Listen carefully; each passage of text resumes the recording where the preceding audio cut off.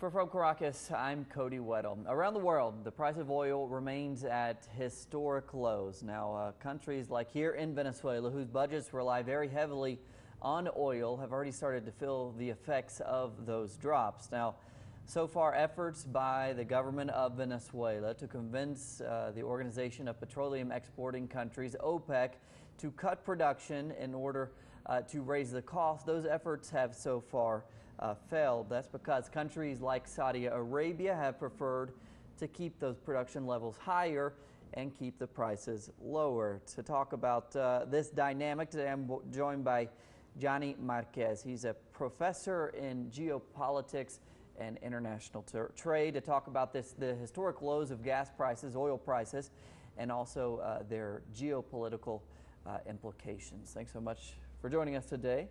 Thank you very much for this kind of invitation. Well, it's my first time in television. I hope that everything would be fine. I'm sure you'll do fine, and I'm sure you'll give us some good insight into these the drop in oil prices. Let's start and talk about the causes of the drop in oil prices. Now, the conventional wisdom is that countries like Saudi Arabia, they want to keep the prices low because to push out others from the market, like production centers in the United States. Now, do you agree with that assessment, and what are some of the other causes behind this drop in prices? And also, what are are there any political causes behind the drop?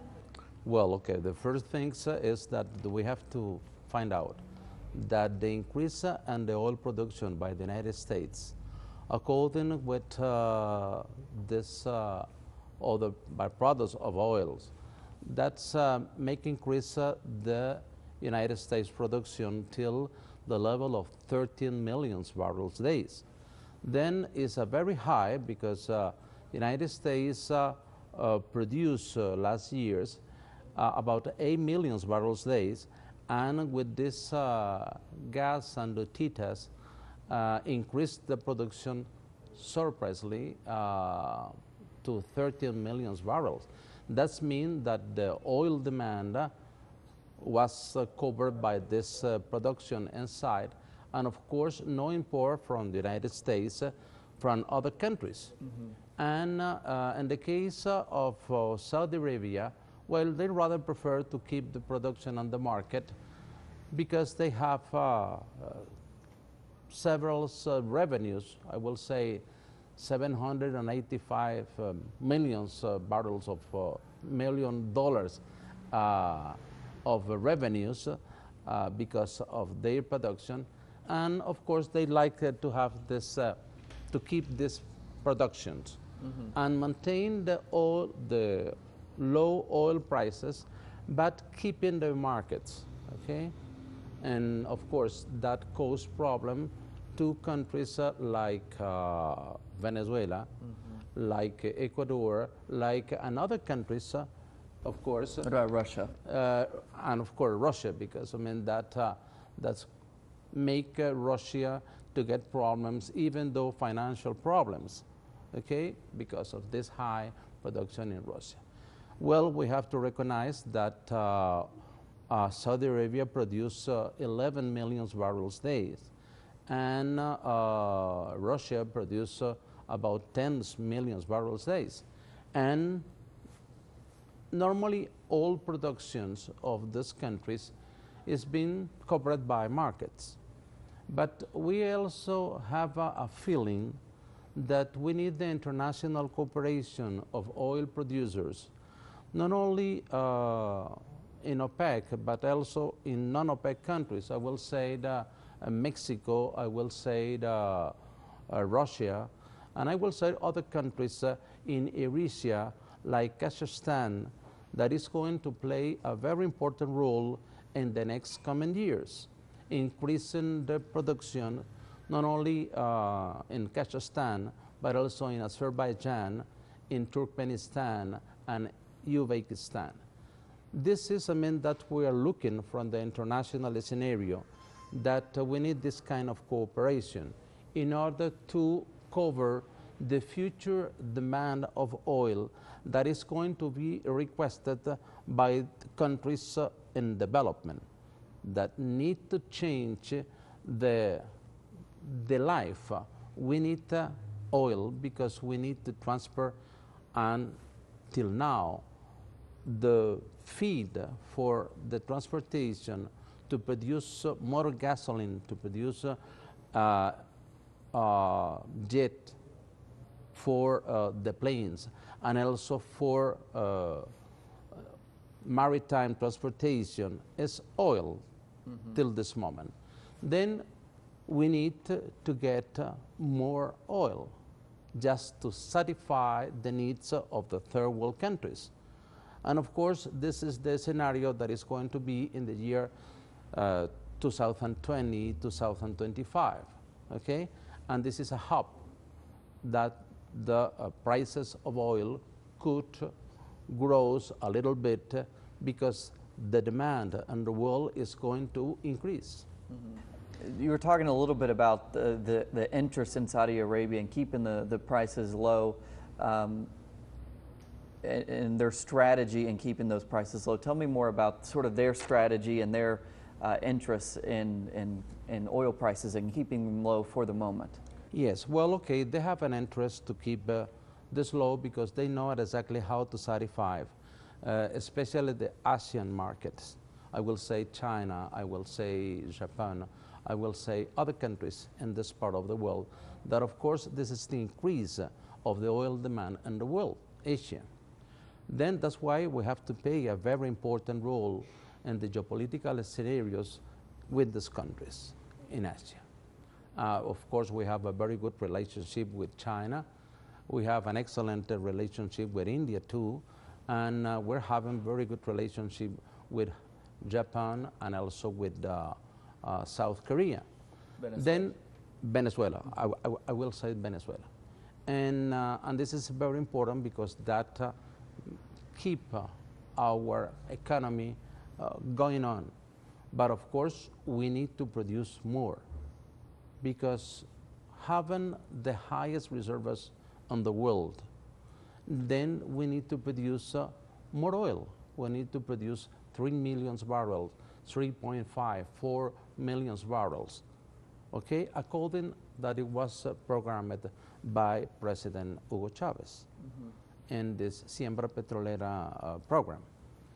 Then I am confident that the prices in the oil sector are going to be a little push a little more because of the need of the third world countries.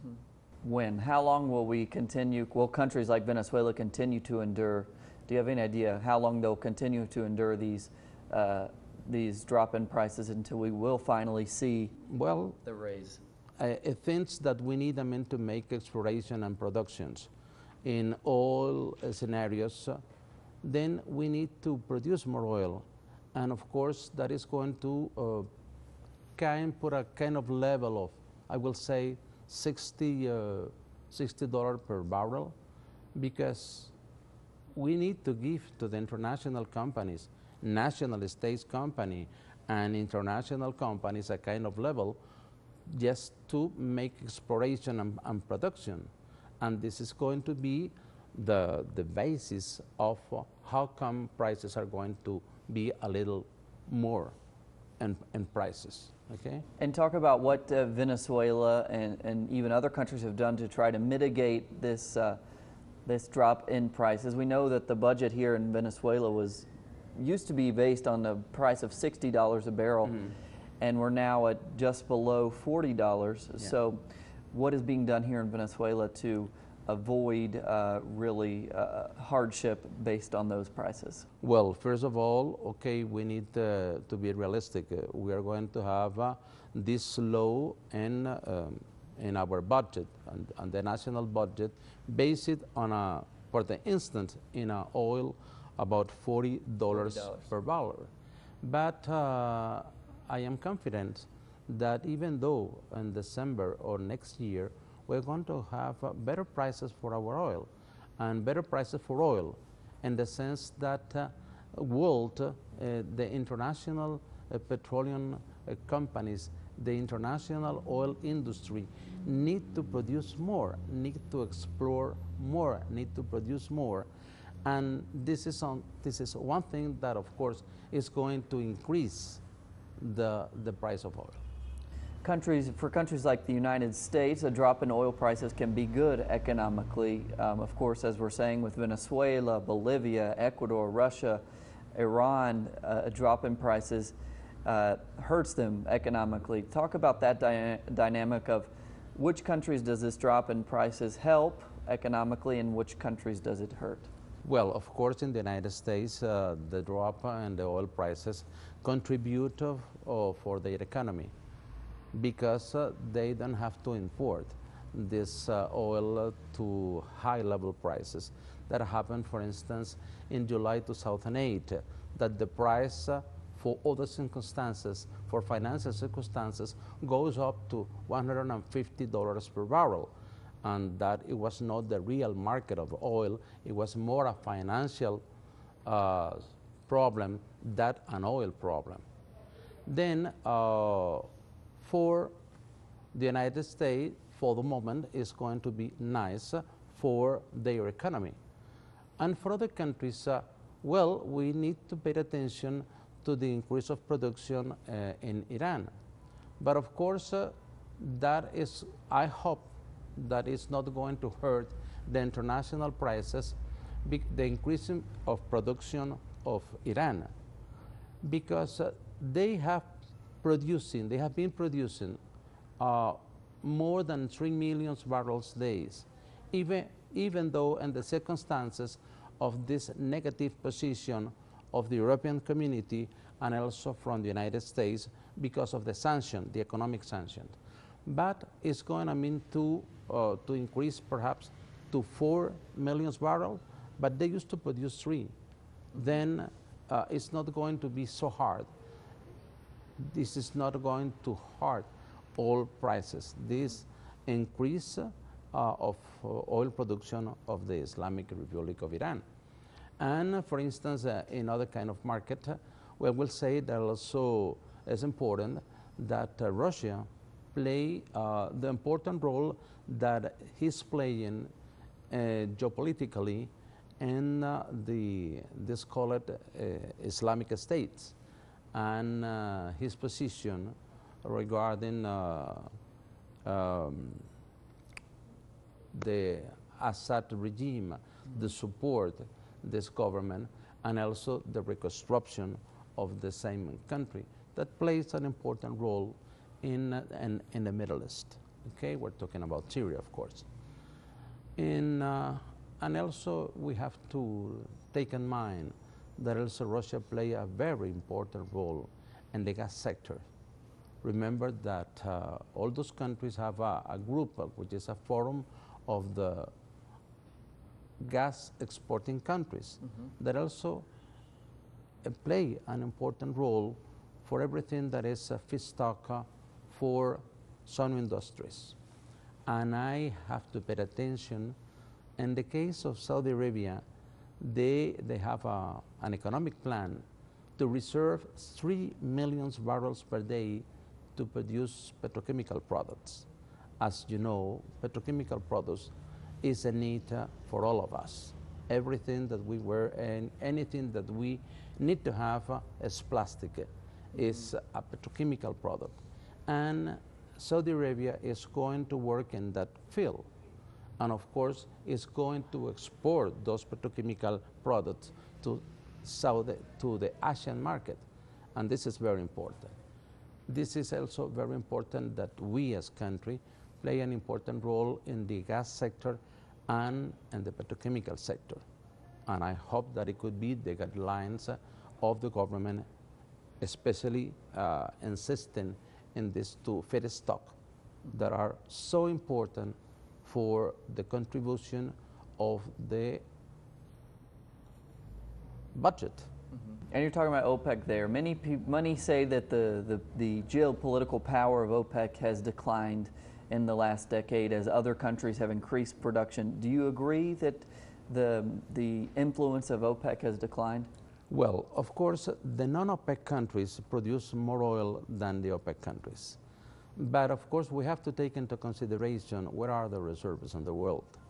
And we need to think that we need two parts of the world in which we produce and we have reserves. One is the Middle East that have huge reserves of oil in all Arab countries, in all producers' countries, okay? Remember that we have the OPEC, but we also have the Organization of Arab Exporting Countries, and they also have reserve. But we have to pay attention that is going to be the future, which is the Asia, the Eurasia. Remember this theory of Herland that the countries that could reign in South Asia could govern the world. And the new reserves of oil and gas are going to be in those countries: Kazakhstan, Turkmenistan, Azerbaijan, and well, we are going to have a course in the Institute of Diplomatic Studies of Venezuela in next November the 2nd about the geopolitical energy and geopolitics in Eurasia, analyzing the political and the gas and oil in those important countries. And how will, briefly, how will geopolitics and the geopolitical influence shift as those countries become more influential? Well, because of their oil production, because of the net that they have by gas duct and oil ducts. Those are plenty of this kind of products and gas. And in comparison with the Middle East, it's a very quiet zone. Former U.S. countries, okay, former from the United Russia, and separated in 1991, those countries play a very interesting role in the future, and we have to pay attention to these countries in order to get a cooperation from them as support in the international scenarios of international market. How do you think OPEC will continue to evolve over the next decade, and how will its influence continue to change and evolve? Well, I believe that OPEC is going to play a very interesting role. They are playing in a very interesting role, but of course, we need to keep those prices and these geopolitical scenarios. We know that most of the most important reserves are in the Middle East, and also that new discoveries are going to be in Eurasia, and other discoveries will be in South America. I will say Brazil, I will say perhaps in the future Mexico. And we have to pay attention to all these countries to analyze the geopolitical play in the international scenarios. Now, the Saudi Arabia rather, wants to push out production in places like the U.S. state of North Dakota. That is a very costly form of production. Tell me about the increase in production in the U.S. and especially the costly production in places like North Dakota that is experiencing an oil boom. Will that continue, that production there? Well, no. To my understanding, well, I have a very nice library in my phone, and Penn Energy said that this production in North Dakota is going to get down a little bit because, okay, they are causing problems in the environment. Okay. I mean, pushing rocks and cracking rocks, of course, make problems with the environment, and we have to pay attention to everything concerning the environment. That is good for the moment, but I don't know if that is going to take more time for this increase. Of course, institutions in the United States recognize that they have too low production regarding the gas shale and Lurides, because, well, this is not something that is going to keep the market, okay? And they have to see I will say a little less production in the future. In the Middle East, we've seen the advancement of the Islamic State group. They've been taking some refineries there. Talk to me about how their influence and their control over some of the refineries there has influenced other countries, both geopolitically and with the price of oil. Well, this is very important, the question that you make, because well, this is a warning that we have to have. The so-called Islamic State are taking advantages, are causing a big problem for all economies and all countries. Not only Europeans, not only Americans had been involved in this operation against the called Islamic State. Also, Russia play a very important role in their attacks for against, this called Islamic State. Well, as you will say, they take the products of these refineries and they sell it in the international market to a very low prices. That means that they don't reduce the production, they still have production, they sell the oil products at very low prices. I will say even though 50% of $40, and they are causing problems in the international markets and in the instability of the world. That's why our warning will be take into consideration the advances of the called Islamic State and try to preserve the peace in the world. All right, Mr. Johnny Marquez, professor and analyst of geopolitics and international trade. Thanks so much for joining us today to talk about my pleasure, the price of oil. And thank you for joining us for this latest episode of From Caracas. We'll see you again next week.